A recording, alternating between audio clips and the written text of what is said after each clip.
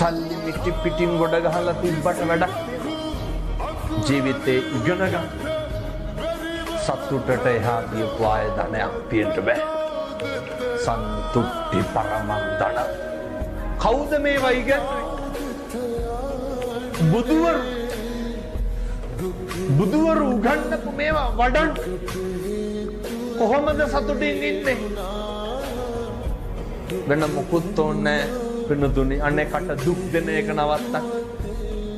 සදහම් මෙහෙවරට නව ශක්තියක් එක් කරමින් පශ්චාත් උපාධි අධ්‍යාපන ඩිප්ලෝමාව සාර්ථක වීමට වන්දනීය කන්තෝරුවේ සිරිධම්ම ස්වාමීන් වහන්සේට සිය ඩිප්ලෝමා සහතිකය නමස්කාර පූර්වකව පිළිගැන්වෙන මොහොතයි මේ.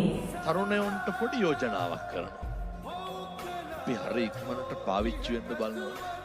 මම මේ මට පැහැදිලි වෙන විදියට බොහොම සරලව කියන්නේ.